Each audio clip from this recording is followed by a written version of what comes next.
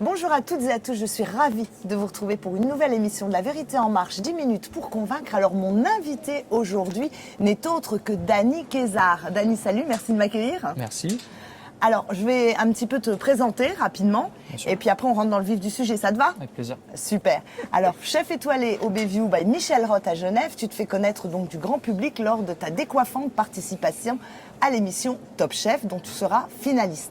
Et il y a déjà 2 ans de cela. Une prestation gravée dans les mémoires de toute une génération de jeunes chefs. Des tresses longues, montées en chignon, des expressions cash, reprises instantanément sur les réseaux sociaux.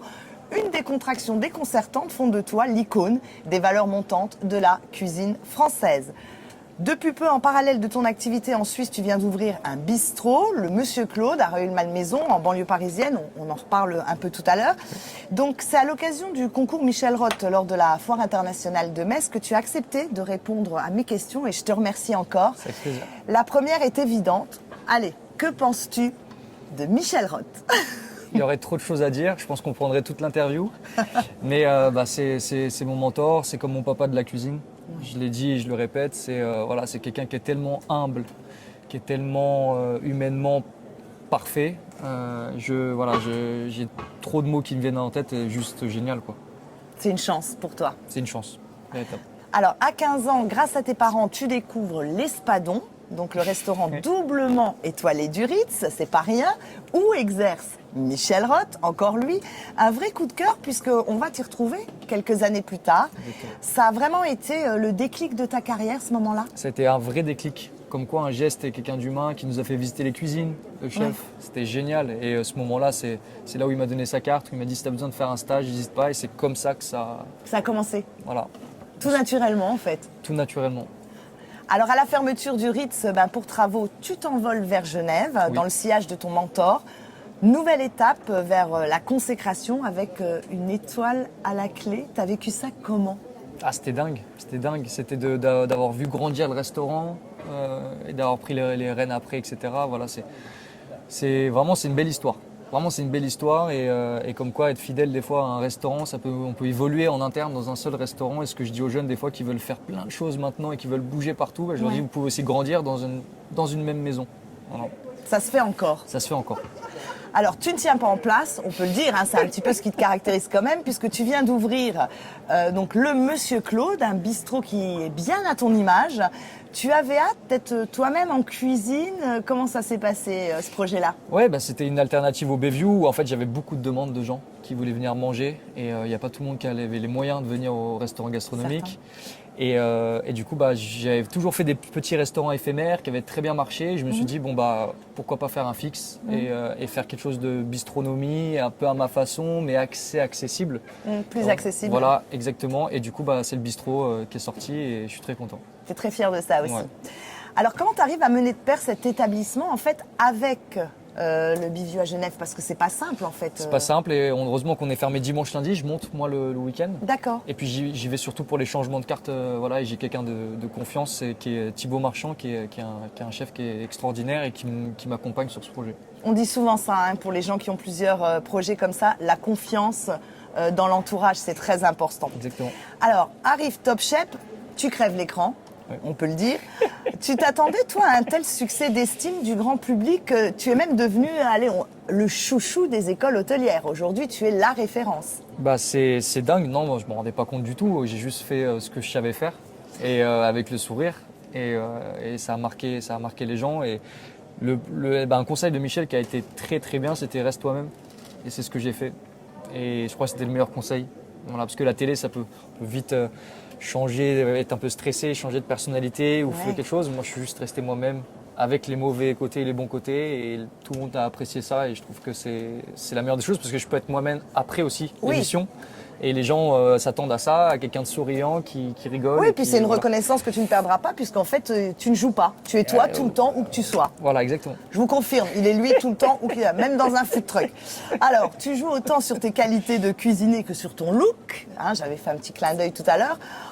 Et on t'a retrouvé en tout cas rappeur sur TikTok. Tu bouscules les poncifs de la cuisine gastronomique. Tu serais pas un tantinet, allez, je vais le dire le mot, provocateur? Non, je pense que je suis plus artiste. Oui.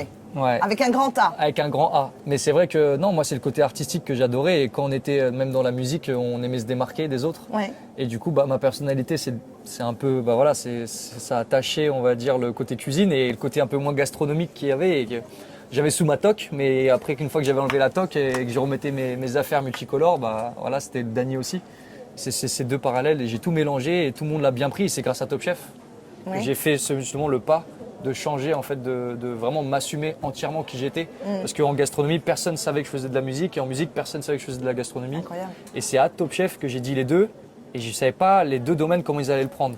Et en fin de compte, tout le monde l'a très bien pris et j'ai pu être moi-même et enlever la toque et aller en salle dans un étoile Michelin avec le Alors, stress. j'ai honte de ma prochaine question, mais elle est personnelle, elle me démange, alors je vais y aller. T'arrives à mettre une toque? Ouais, ça passe pile poil. Et Pile quand poil. j'ai la toque, on dirait, j'ai plus rien qui D'accord. dépasse. Bon, ça va en rassurer certains, j'en suis sûre. On va parler d'un autre projet dont tu m'as glissé à l'oreille tout à l'heure. Tu as aussi un street food que tu as ouvert là tout récemment. Tu m'en parles un petit peu? Bon, on est dans un camion de street Ouais, food. je trouve ça sympa. Ouais, c'est chiche. En fait, c'est l'expression que j'ai au quotidien et que j'ai eu pendant l'émission, que les gens connaissent. Ouais. Et en fait, de tout ça, ça a pris une ampleur dingue. Et en fait, j'ai fait un sandwich, mon sandwich préféré, qui est un katsu sando. Voilà, le Japonais? sando. Ouais, c'est japonais. D'accord. Exactement. Et je l'ai décliné à ma façon et on en a ouvert un sur Genève. D'accord. Bon. Alors, un livre, des émissions télé, la musique. Ta notoriété grandissante, ça te donne pas un peu le vertige, ça, Dany? Oh non, pas du tout. Moi, Les pieds sur terre? je restais le même. Tu resteras toujours le même. Ouais. D'accord. Et qu'est-ce que nous réserve l'avenir en matière de coups de théâtre avec toi? Parce que là, ça fait quand même maintenant presque 10 minutes qu'on discute. J'ai fait déjà ça et j'ai fait ça et ce projet-là, on a l'impression que ça s'arrête jamais. T'as quelque chose à nous dévoiler là?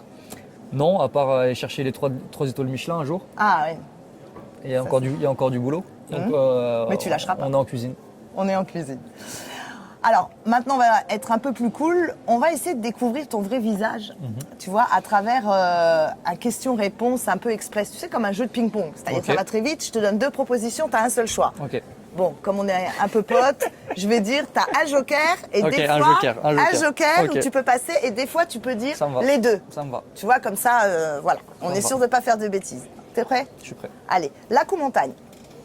Lac. Moto ou décapotable? Décapotable. Hummer ou Lamborghini? Lamborghini. Rock, métal ou rap? Rap. Instagram ou TikTok? Instagram. Sushi ou fleur de courgette? Fleur de courgette. Bière ou de vodka? Vodka, excuse-moi. Bière du coup. Ok. Guide Michelin ou Energy Awards? Joker. Accordé. Booba ou Etchebest? Booba.